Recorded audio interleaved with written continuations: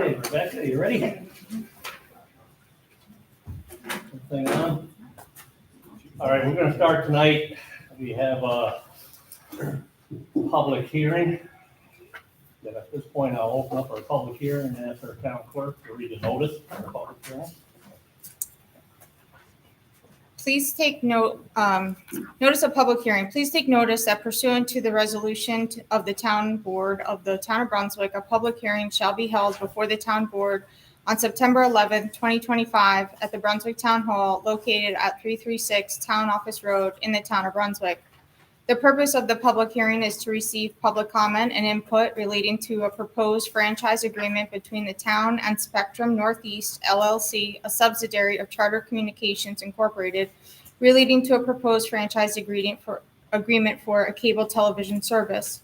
The agreement would provide that Spectrum Northeast LLC would have a non-exclusive franchise to maintain its equipment within the town to operate its cable system. The term of the agreement is 10 years, and the remuneration to the town is computed by the same formula as set forth in the previous agreement entered into between the franchisee and the town. A copy of the proposed agreement is available for review at the office of the town clerk and also on the town website. Dated August 22nd. The public notice was posted on the town clerk's bulletin board, town website, and published in the Troy Record. Can I just make a note before people speak, because everybody wants to speak? They had sent us a proposed franchise agreement that was essentially the same as the one we're now operating under. The previous one had a 10-year term. We had some conversations, I spoke to Jim about it. We didn't want to commit ourselves. In the proposal, they had a 15-year term, so we told them we wanted to return it to a 10-year term, so we've amended the agreement to provide that it's only for 10 years. We don't want to lock ourselves in for quite that long. In addition, when they sent us this new one, the language for computing the basis, they give us a percentage of what they collect minus certain fees, and they tweaked that language a little bit, and we took out the language that tweaked that a little bit, assuming it would be not good for us. So with those minor changes, which if this passes, the supervisor would just initial those minor changes and send it off to them, and then we'll have a 10-year agreement, pretty much the same as we have now. Okay, at this point, I'll open it to the public. Anybody has any comment, question? Usually pretty straightforward here, so. Hearing none, board, any questions? None. I'll make a motion to close the public hearing. Second. All in favor? Aye. Okay, at this point, we have our September, is this microphone on? Sounds like it, does it? It's okay. We're gonna open up our September 11th, 2025 regular town board meeting. And ask you to please rise.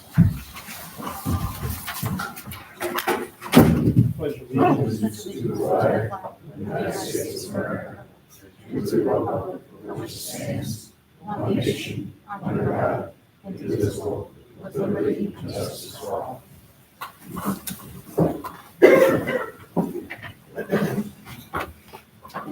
Okay, at this point, gentlemen, the minutes of the previous meeting. Have a motion to approval. I'll make a motion to approve. I'll second. All in favor? Aye. Report by elected officials, department head, town clerk. Rebecca. The clerk's office total income for August is $18,215.77. $8,696.75 in fees of sales are paid back to the Department of Health, Ag and Markets, the DEC, and New York State Comptroller for bingo. $9,519.02 will be remitted to the supervisor's office. Revenue totals include $5,128.40 from recycling sales, $2,220 in rental fees. That's 12 community center reservations, $418 in dog licenses. That's 2 originals, 64 renewals, $1,752.62 of miscellaneous fees come from vital statistics equals $672.50. $475 in Easy Pass tags. We sold 19 this month. $128.87 are bingo proceeds, and $476.25 is the DEC commission from $8,396.75 in sales. The hazardous waste day is scheduled for September 20th. You must sign up to participate, and there's a link on the website for registration. The clerk's office is open this Saturday from 9 to 1. Registered voters interested in working the general election are encouraged to reach out to the town clerk or the Rensselaer County Board of Elections to sign up to work general election day. That's it. Sounds good. Entertain a motion for elections report. I'll make it. I'll second. All in favor? Aye. Let's go out of order for a moment. Brunswick Community Library. Let's see if you're prepared to jump things around. I hate when you want to laugh over. That's okay, I'll go first. She's always Um, prepared. I'm a librarian. September is sign up for a library card month. Sign up for a library card month, excuse me. Now I don't sound prepared at all. So it's a great month to come and visit us, sign up for a library. We've got a lot of great programs coming up. On the 13th, we have a history of computing lecture. On the 16th, 2B Honey is coming to do a class about bees. They're bringing, as long as the weather's good, they're bringing an observation hive. So they're totally enclosed in glass. You can see the bees working and building. You can find the queen. On the 17th, Earth Club is doing colors from the garden class, which is all about natural plant dyes. Also on the 17th, we have an author talk with award-winning author Kai Thomas. On the 18th, we have a history talk. This is about Phoebe Orvis, the extraordinary ordinary woman. It's based on a real diary. And the director of the Bergen Iron Works Museum is going to be coming to give this history talk. We're really excited about it. On the 27th, we have our jazz cafe and book sale. We will have live music. We will also have a big sale at the same time as our book sale, so people can have snacks while they sit and read and listen to music. The 30th is our kids book club. We are going to talk about secret gardening. We're going to make little dioramas of our own secret gardens. And on October 1st, this happens before we meet here again, we're going to have another history talk with a fashion historian. It's clothing clues, how fashion can help you date historical photographs. So we're really excited about this. Our speaker is Jennifer Gordon. She has a PhD in fashion history, so it should be a really wonderful talk. And on the 9th of October, we have a biologist coming to talk about Adirondack wildlife. And that is for all ages, kids and adults. It should be really exciting. He will have different kind of taxidermy specimens, he'll have skulls, he'll have some furs, and he'll talk about the different kind of animals that live in the Adirondack regions. As far as numbers, we had 2,507 visitors last month. We answered 515 reference questions. Our Wi-Fi was used by 173 unique users. Our study spaces were used 491 times. Our technology was used 106 times. Our items were checked out 7,077 times. And our programs were attended 1,047 times. We have wrapped up summer reading. We are very grateful to all of our summer readers. They did a great job. And we are excited to help them start their school year. Any questions? It's not. Thank you. Thank you. Did well putting you on the spot there. I'll make a motion to approve the library report. Can I have a second? I will, second. All in favor? Aye. All right, Mr. Bailey? The highway department. Once again, I'm here. How are you, Michael? I'm doing good. We paved a couple of your roads this month. Did a couple thousand feet up on Smith Hill, in Oxford Circle, and another small street there. Come out very well. For the meat and potatoes of the report, brush pickup, we had 2 days, 8 men, 2 days. Ditching, we had 3 men for 5 days, South Road and on Oxford, cleaning up before we paved. We patched 5 men for 1 day only. Recycling, we had 1 man for 1 day, pulling out dumpsters and doing general normal cleanup. Shop work, we had 5 men for 3 days. roadside mowing, we had one man for 11 days doing that. That was a big, did a lot of mowing, trying to push back the brush that grew so much this year. Ball field mowing, we did one man for 5 days, picking up bags. We had 2 men for 6 days. We went back and rented the crack sealer to finish doing some more crack sealing on roads. We had 4 men work for 6 days doing that. When the pavers were here this month and last month, we had 4 men for 3 days flagging for them and general overseeing and just making a presence on the site while we're working. We had 7 men cutting brush for 1 day, and then we worked with the water crew for a couple of days on a water main break, water issue. We also hauled blacktop for the town of Pittstown for 4 men for 2 days, helping them out and return the favor that they give us when they're helping us with paving. And we also helped Grafton with 5 men for 2 days hauling blacktop. Just to share services between towns. That's my report for you. Questions?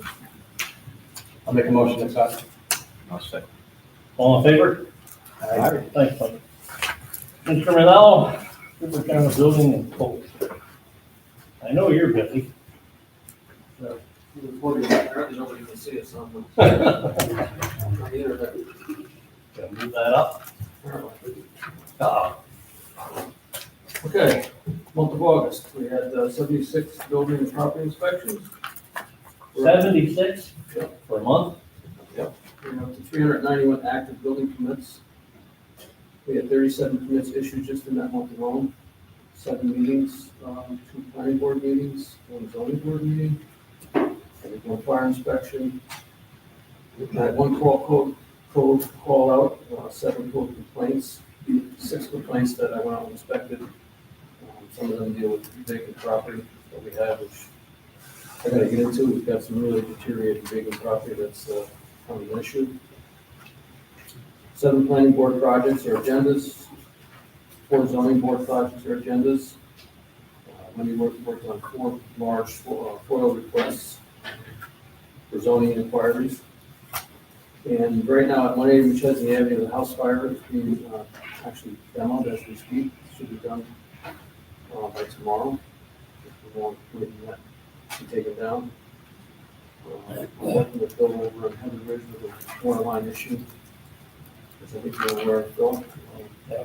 The truck accident, I did get a report from Ross that's being sent out to all the municipalities that attended. We have to go back in there and complete the demo and do some cleanup in the basement. There's an oil spill in the basement that we can't get back in there until DEC gives us approval. So we're hoping to hear about that next week. And then 17 Cortland is one of those code complaint issues. That building is in very poor condition. I'm going to get Russ and Wayne out there with inspect that. And that building may need to be red tagged so the fire department can't go in there if there's a fire. It's in very poor condition. question? All right, that's a motion for Mr. Manello's report. I'll second. All in favor? Aye. Town story. Good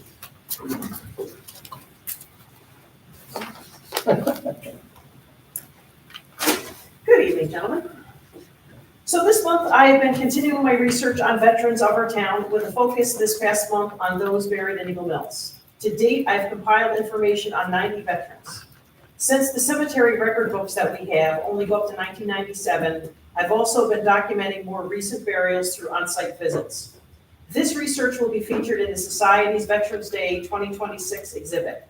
If anyone has any stories, photographs, or information about a veteran that's connected to Brunswick, I would be grateful if you would consider sharing with me so they could be included in this project.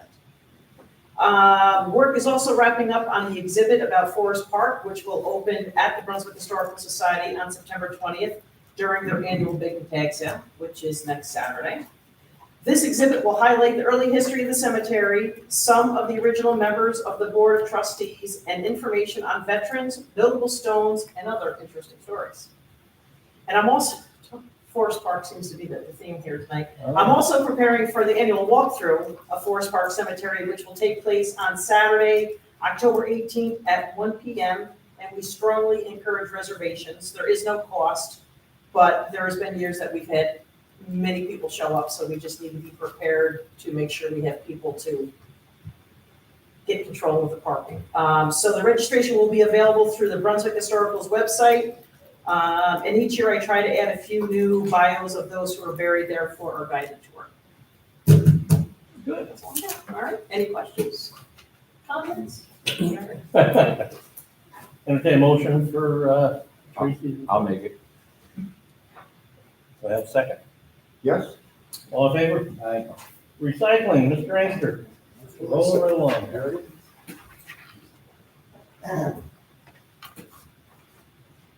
Hi, Tom. Good.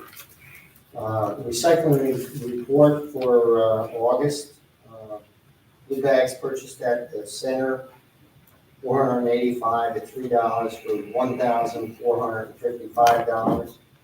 Blue bags purchased from vendors, 1,200 at $3 for $3,060.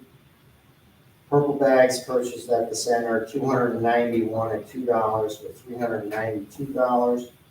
On metal, light iron, and tin, 2.7 tons at 134 and 168 a gross ton for $388. OCC cardboard, 2.62 tons at a penny a pound for $52. Miscellaneous large and small appliances, we had 9. We had 4 ACs, 3 tires for $116. And that gave us revenues of $5,023. The expenses, refuse landfill, 17.53 tons at $130 a ton, $2,087. Single stream recycling, 8.56 tons at $100 a ton for $1,333.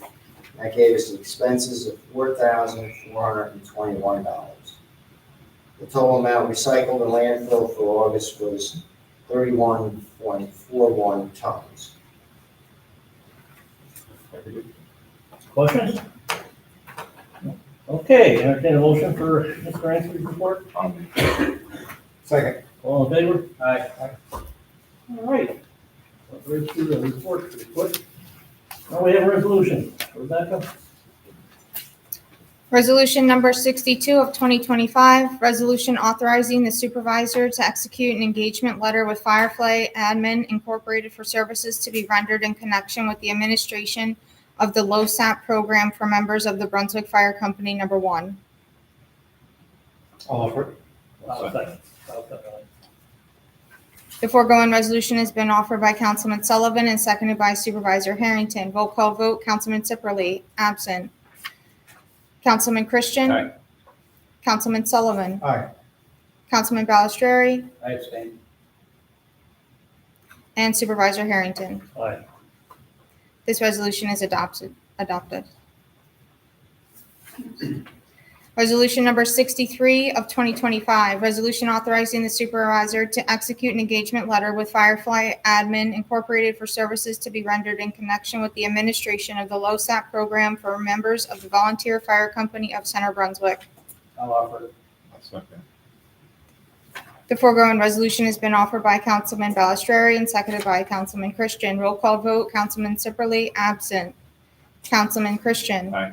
Councilman Sullivan. Aye. Councilman Balistrary. Aye. Supervisor Harrington. Aye. This resolution is adopted. Resolution number 64 of 2025, resolution authorizing the supervisor to execute an engagement letter with Firefly Admin Incorporated for services to be rendered in connection with the administration of the LoSAP program for members of the Mountain View Volunteer Fire Company. I'll offer it. I'll second. The foregoing resolution has been offered by Councilman Sullivan and seconded by Councilman Balistrary. Roll call vote, Councilman Sipperly, absent.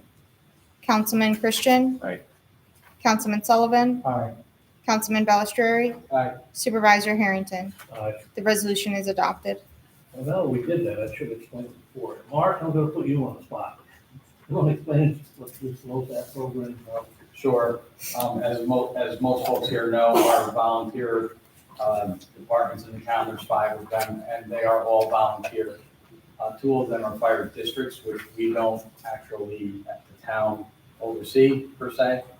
We contract with the other 3. So as an incentive, we have what's called a LoSAP program, which has members that are active and have to reach a certain amount of points each year to qualify for the program. And in return, $1,200 total for the whole year is deposited in an investment account.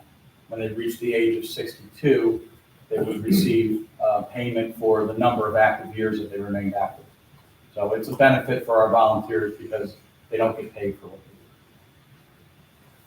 I love it when I put you guys on the spot, and actually have answers. Thank you. All right, Rebecca. Resolution number 65 of 2025, resolution authorizing the supervisor to execute a certain franchise agreement with Spectrum Northeast LLC, a subsidiary of Charter Communications Incorporated. I'll offer. I'll second. The foregoing resolution has been offered by Councilman Sullivan and seconded by Councilman Christian. Roll call vote, Councilman Sipperly, absent. Councilman Christian. Aye. Councilman Sullivan. Aye. Councilman Balistrary. Aye. Supervisor Harrington. Aye. This resolution is adopted. Resolution number 66 of 2025, resolution reappointing member to the Board of Assessment Review of the Town of Brunswick. I'll offer. Second. This is Robert Welch. On the board now, so. The foregoing resolution has been offered by Councilman Christian and seconded by Councilman Sullivan. Roll call vote, Councilman Sipperly, absent. Councilman Christian. Aye. Councilman Sullivan. Aye. Councilman Balistrary. Aye. Supervisor Harrington. Aye. The resolution is adopted. Resolution number 67 of 2025, resolution appointing sole assessor. I'll offer. I'll second. Go ahead. The foregoing resolution has been offered by Councilman Christian and seconded by Councilman Balistrary. Roll call vote, Councilman Sipperly, absent. Councilman Christian. Aye. Councilman Sullivan. Aye. Councilman Balistrary. Aye. Supervisor Harrington. Aye. This resolution is adopted. This is for our current assessor, Julie, 6-year term. We're very, very blessed to have her here. In a very short time, she became the president of Rensselaer County Assessors Association. She's a sharp young lady, and anybody that lives in Brunswick understands that we have a lot going on with commercial. I guess you guys know that more than anybody else, but we also have just a lot going on. And she's very, very sharp, very, very good. And what I like about the young lady is the fact that I've seen her and I've got phone calls, some of her seniors that get a little confused or have a question. She takes the time to go to their homes and sit down with them and explain things, which I find is unusual these days. And I know, like McDonald's, what these big companies like to do, like Walmart and everybody come to town, and then within a few short years, all of a sudden they challenge their assessment. They've been here a lot. McDonald's down here challenged their assessment, wanted to. They're going to bring their lawyers up from New Jersey or whatever. And Julie talked to the officials and said, listen, here's the numbers, you redid McDonald's, and here's the comparisons with other McDonald's, and here's, so come on up if you want, and we'll talk about it. My numbers are solid. And they ended up calling and said, I guess we're all right, we'll leave our assessment where it is. So I just like that very much. Plus, she's a paralegal. If our counsel has any questions, you can probably go to her. Pick on anybody. No. All right. So we're good, right? Resolution number 68 of 2025, resolution amending adopted 2025 annual budget property. I'll offer. I'll second. The foregoing resolution has been offered by Councilman Sullivan and seconded by Councilman Christian. Roll call vote, Councilman Sipperly, absent. Councilman Christian. Aye. Councilman Sullivan. Aye. Councilman Balistrary. Aye. Supervisor Harrington. Aye. This resolution is adopted. Resolution number 69 of 2025, resolution approving a request for proposals for dedicated ambulance services in the town of Brunswick. I'll offer it. I'll second. The foregoing resolution has been offered by Councilman Balistrary and seconded by Councilman Christian. Roll call vote, Councilman Sipperly voting absent. Councilman Christian. Aye. Councilman Sullivan. Aye. Councilman Balistrary. Aye. And Supervisor Harrington. Aye. This resolution is adopted. Mark, you want to clean that up a little bit? Sure. I just thought I'd tell you that before. So, This is the ambulance, which everybody in court is very concerned about. yeah, this would allow us to do a request proposal to solicit for a dedicated ambulance for the town of Brunswick. This is the next step. We already approved the ambulance task district, I believe, 2 meetings ago. So this will be the next step, and hopefully we'll get that accomplished within the next 30 days. And we'll start getting responses back from the surrounding agencies on who would like to provide a dedicated ambulance. We'll evaluate it, and then we'll contract with what the town feels is the most appropriate reason. Council, you mentioned that it was done pretty well. Yeah, it was done by modest Mark here, put this thing together, and we sent it over to Lauren and Terrence Hannigan. I think some of you might have heard him speak. We had a sort of a workshop meeting, he came to speak, and he's very knowledgeable about ambulance and fire districts. So it's the areas Lauren practices in and putting the process for putting it together. He was very, very complimentary about what Mark had done. I think it's kind of one little legal nit which we'll address. Honest Marge, honest, you never said that about me, buddy. You know, honest. He didn't say anything about Well, thank you, and I'm gonna go back and thank the folks that worked on it. The Public Safety Committee is very important, some of them are here tonight. We did have the public hearing, the public was very supportive, and this town board was very supportive, and our attorney, of course. So thank you to everybody, it was a team effort on this. Thank you. Okay. Moving on to old business. Wayne, Mr. Bonfield, there's an interest, of course, continuing interest on Route 7. I had Mr. Bonfield bring us up to speed when we stand there. Yeah, time for an update. Thank you. I have it. You have it? Okay. As everybody knows, there was a coroner study done on Hoosick Road. That was completed last year, late last year. There were several recommendations that came out of that report for improvements that could be made, either short-term or long-term. And since that time, there's been some activity to implement some of those recommendations. One that everybody I'm sure knows is the traffic calming measures that were put in the secondary neighborhoods. There were speed humps installed on Genesee Street and Norfolk Street last year. And they're currently working on getting additional speed humps installed. 2 on Oneida Avenue, 4 on Mellon Avenue, and 2 or 3 on Coolidge Avenue. So we're laying those out. I went out with Mike to lay those out, and the plan is to have those implemented and installed this fall.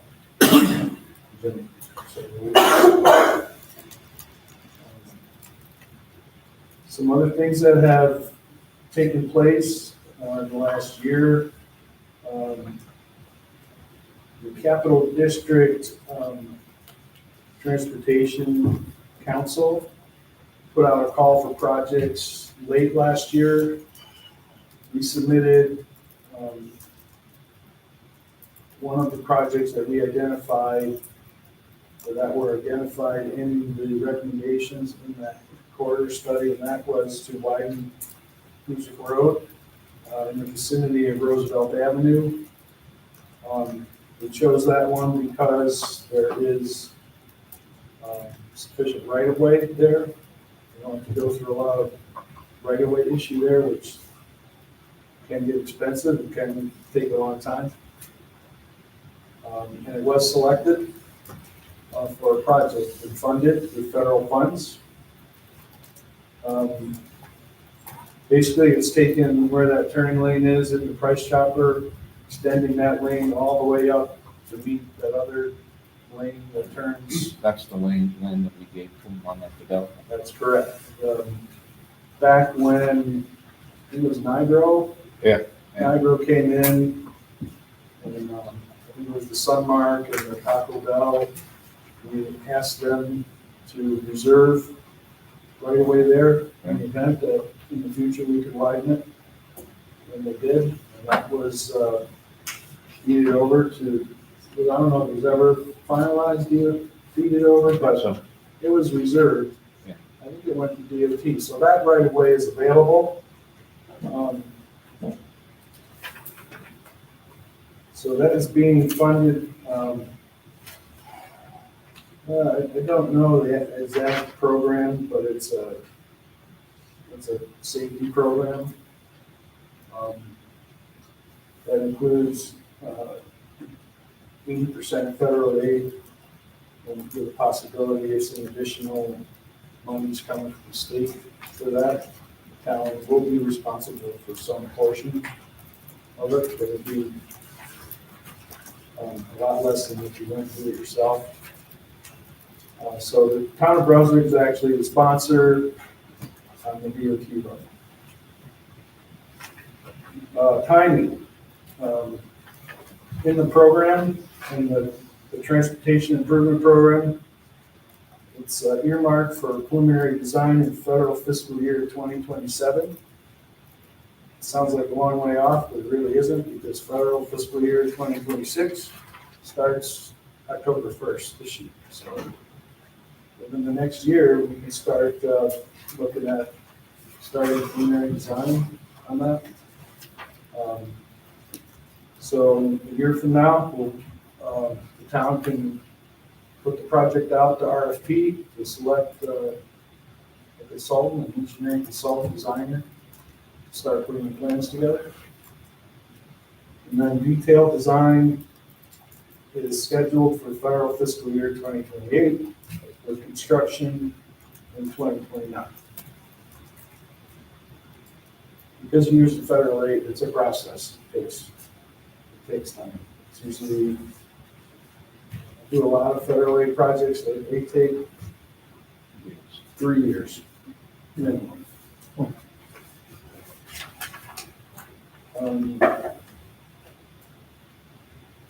That's the bulk of the update. I did talk to DOT about the adaptive signals. The funding source of that would be the National Highway Performance Program. And that's all on DOT to get that done. We do have a significant amount of money in that program. It's something in the order of $280 million just for the capital district. So money is there over the next 5 years that that could happen. The DOT has to be totally on board to update their signals to read that with signals. But I'll keep in contact with DOT, see what the status of that is as we go along. I think the last time I was here, we talked about CBTA and the bus turnouts. They were less forthcoming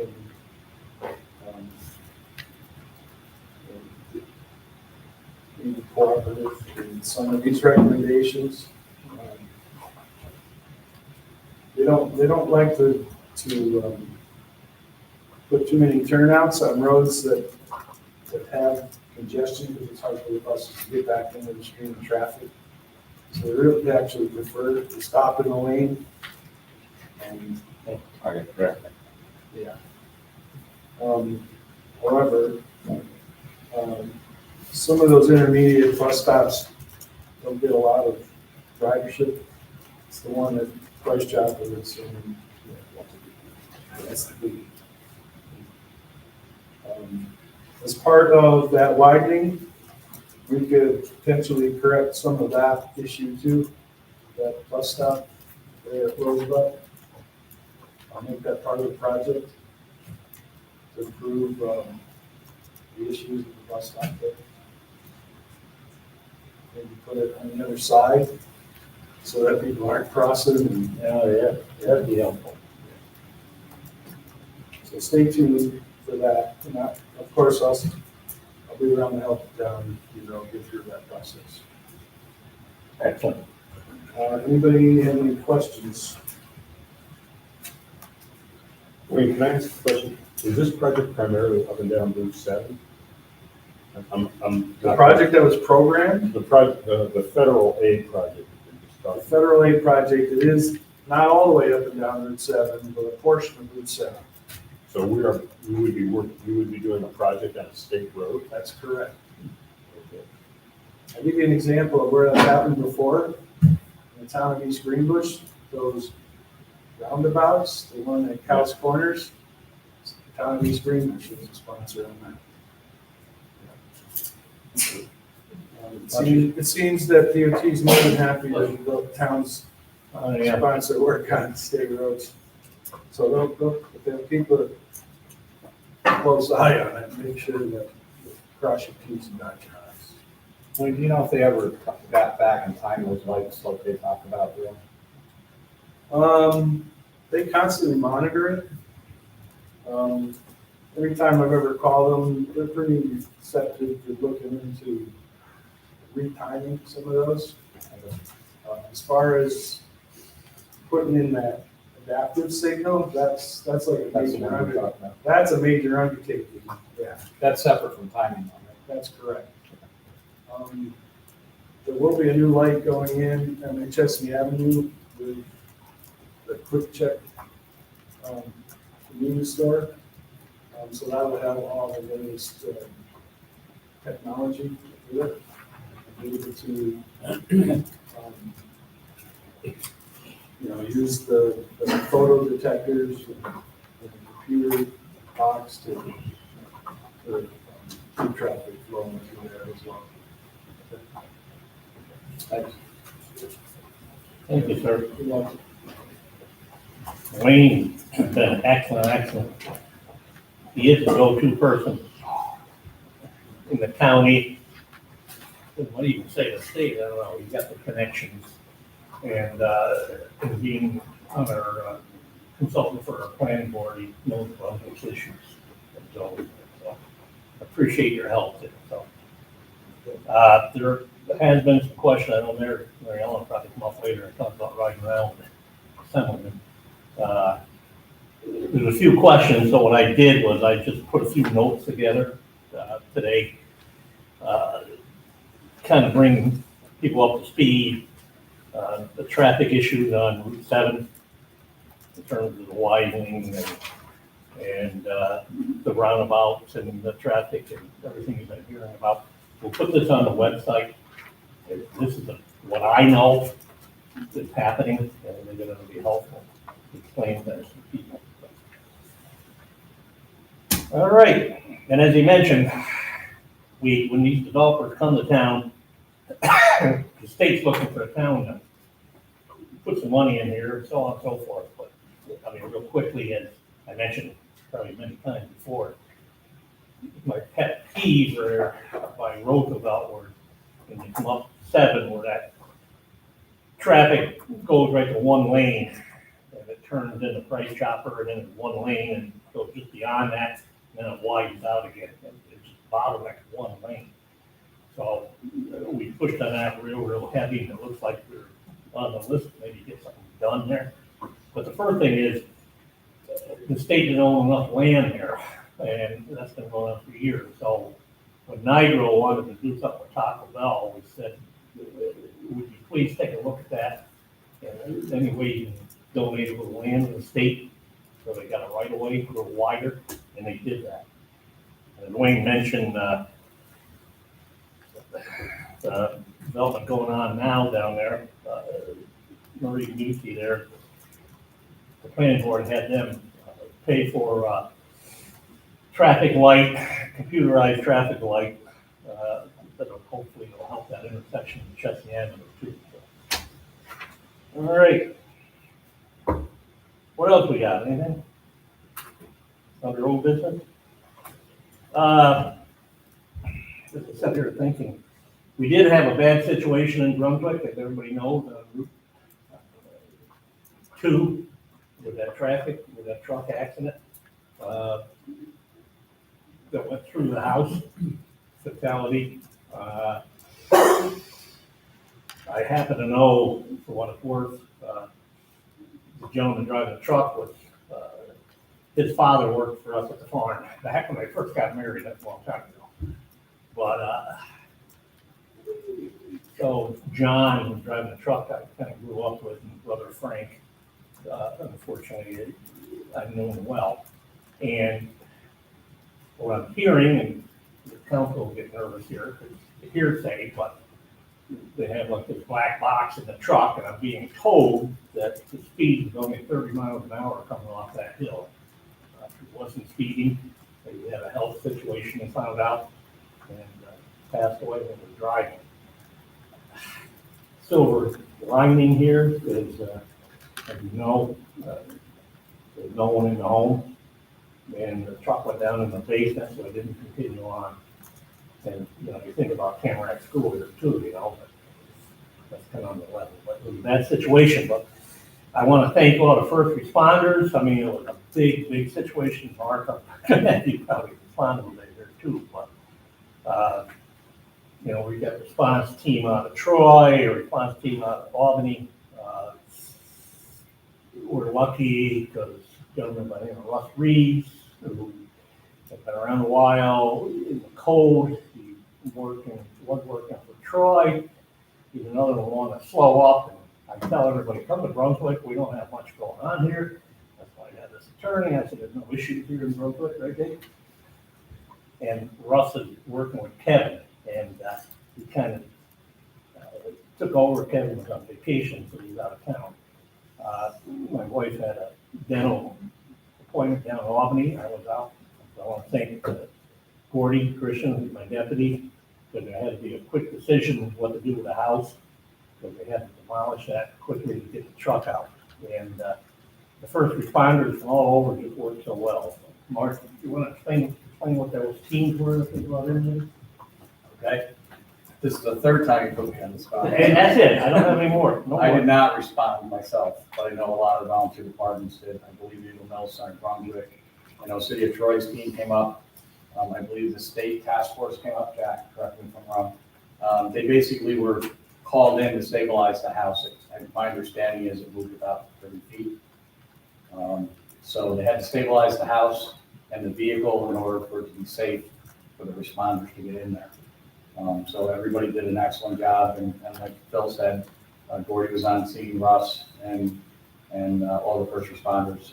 They did an excellent job in a very difficult situation. So hopefully that explains what you're looking for. Our first responders from Brunswick was excellent too, and our highway superintendent brought some equipment in. It was just worked real well. So unfortunately, the gentleman was gone, but anyway. Okay, new business. Anybody have any new business? No. Warrants? Make a motion to pay our bills. I'll second. All right, now we're gonna move on to comments from the visitors. Anybody want to start? Come on up. Now, what I'd like before we get started, it's okay, stay right there. Like I said, I never put a time on this, and I'm not gonna cut you off. No, I'm not. we try to, we've been down to the county, everybody's got like 5 minutes response. I give anybody, well, we've had a couple meetings, went on for 30, 45 minutes. And it's just kind of, I'm not saying you are, because you already made a presentation, but, so if you can kind of limit it a little bit, I appreciate it. Go Thank you ahead. very much, and hello, I'm here again. I'm Ellen Montiel, with Chesney Avenue Extension, the house on the dangerous curve, trying not to be the house on the dangerous curve across the street from the solar power plant. I wanted to let you know, in case you didn't, that the planning board issued a positive declaration at the last meeting in their secret review for the issues of aesthetics and compatibility with community character for the 511 McChesney Extension proposed solar project. I and all the other supporters are very happy about that. That could not have gone better. So that was great. The opposition to the project was also featured in an article on the Renslands website, which talked about that planning board meeting, as well as the Rensselaer Legislative Public Forum that I and Patty spoke at as well last week. Last night, I also spoke at the New York State public hearing on the draft energy plan. That was in Albany. And while I was preparing those comments, trying to make them about this project, but be relevant to the draft energy plan somehow, I found a lot of good references to things that I and others had talked about, and I was gathering them together for the comments, the 2 minutes of comments that I had last night, and I wanted to share some of those here. Really about why the planning board, I believe, should not be hesitant to deny the waiver for that the solar developer needs to build the project.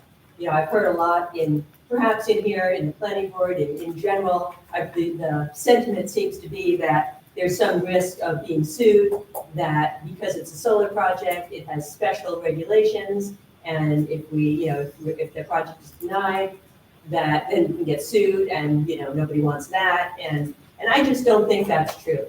From what I've read in some detail now. So I have a letter that I'll give you all a copy when I'm done, but I just wanted to review some of it with you. And this pertains to, this isn't particular to the 511 McChesney project. Specifically, it's all small-scale solar projects in this town and across New York State. Small scale being producing less than 25 megawatts of energy.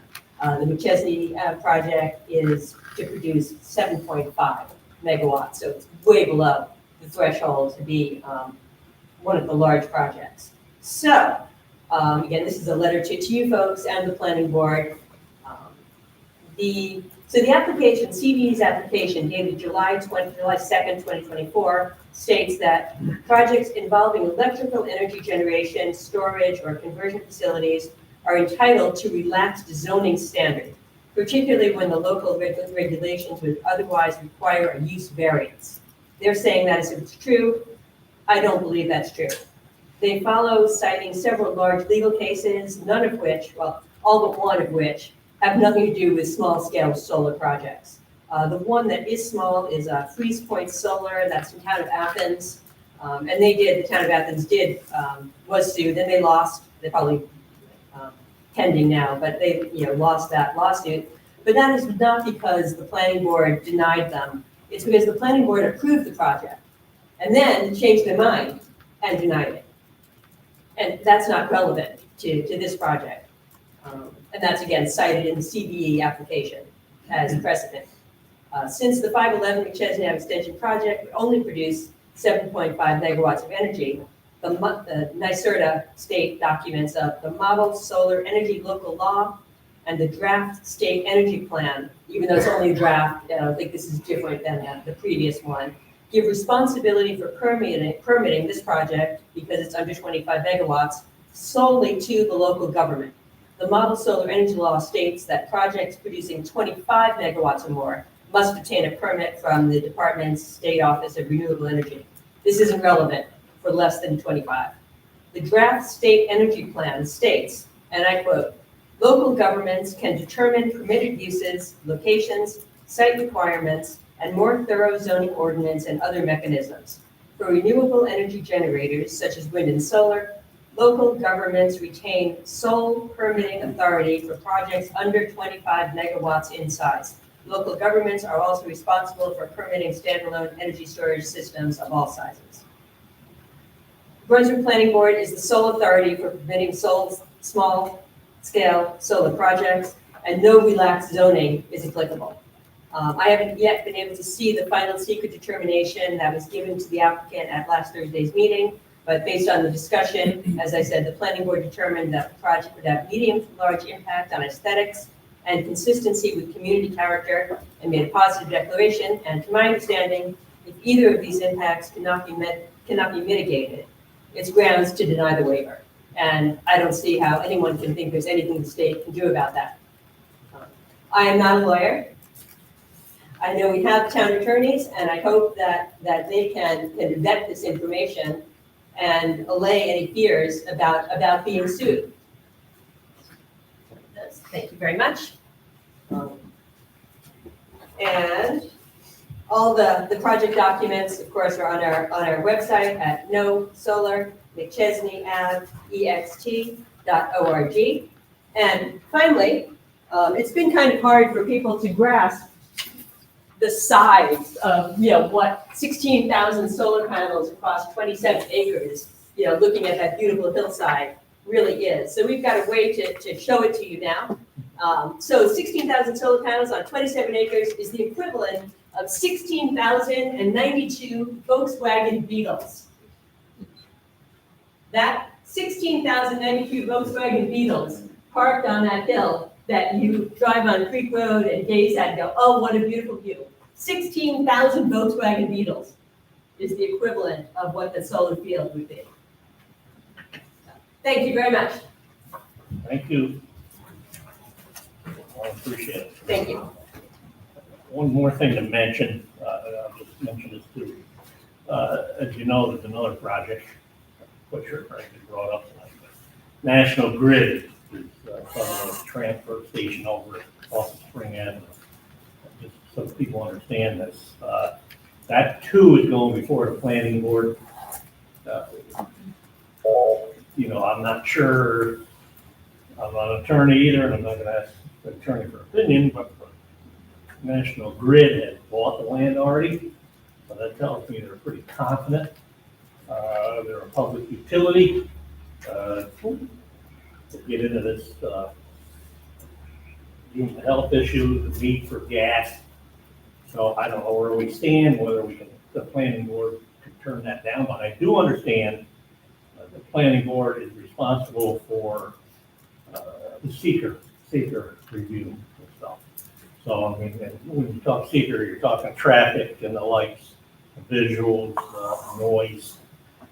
There's a lot of things they need to comply with. My understanding that they're coming back to the planning board, who meets the first and the third Thursday of every month at 7 o'clock. They're scheduled to come next Thursday. I'm leaving my house tonight at 6 o'clock, and it surprised me because I got a phone call from an attorney that's working on this for National Grid. Seems like they must be working overtime at 6 o'clock, but she wanted me to know, because she knew there was a meeting tonight, that they aren't quite ready to come back in next week. They're still going to do some more work. So I'm being told, what's the change, that they won't be on the agenda. What's important to know is when they are on the agenda, we need to get the word out. I mean, people can come to the planning board. It's not open, the meeting, but you can listen. But there will be a public hearing on this. And I'm quite sure there's a lot of people concerned, and that's the point where you can come to the planning board, and many people here understand, because we've been through it with Chick-fil-A and solar and everything else. I think we have an outstanding planning board. They're very, very good, very, very thorough. But there will be a public hearing on that, but I don't think they're going to get started next week. All right, anybody else at this point? Come on up, tell us about your ride. You know more than I do on that subject. All right, first though, I'd like to just echo what Ellen was saying. And kudos, I mean, she has done so much research on stuff that none of us would have as much time. And I would strongly encourage, with the number of projects that are coming now and what's going to come, and pending legislation that hopefully does not move forward, that takes away local jurisdiction, can we please look at updating the plan, the comprehensive plan and including solar? Because Brunswick has so much green space. We have so many rolling fields. And developers look at that and it's like, wow, look at, we could put solar panels all over the place. So at least to give our planning board something to fall back on, like what we want Brunswick to look like regarding solar. And I think what little I have read, like Ellen has, I don't think you have to go into this thinking that you can't, push back against some of this. So, on to that. So I did participate in a drive with Assemblyman Scott Bendet. I think we all understand that Route 7 is a state road, and New York State has to come up with the funding and the planning, because the jurisdiction of that road does not belong here in this room. We did a ride up and down Route 7 and the adjoining neighborhoods, and I think he has an understanding of the issues on the road as well as adjacent to the road. And I greatly appreciate him doing that ride and commenting as he did along the way. And I know he's had communication with you. I'm probably calling the committee wrong, but I don't know my local government or my state government as well as I should, but I think he's the transportation committee for that level of state government. Keep myself out of trouble, trying to be not too specific.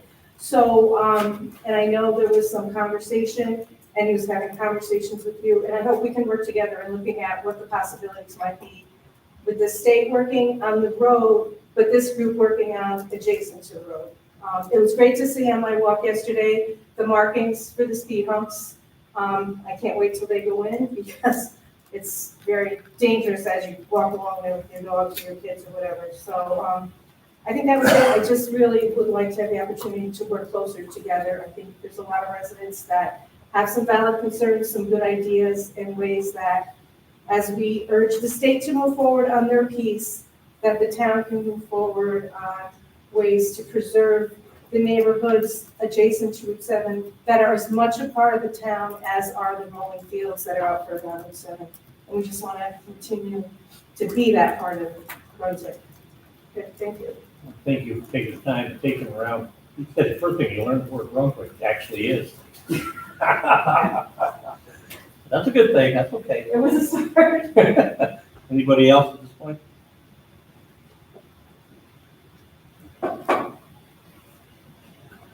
All good? All right, where are we at here? Motion to adjourn. Motion to adjourn. Make some motion to adjourn. So I got a motion to adjourn, is there a second? Yes. All in favor? Aye. Good.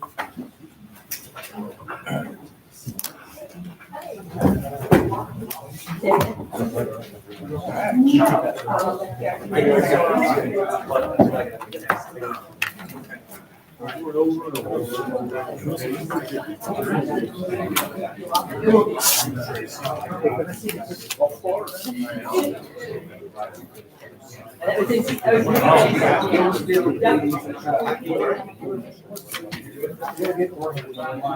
I saw it. I just want to make sure. Yeah. You guys got that? On this side? Yeah.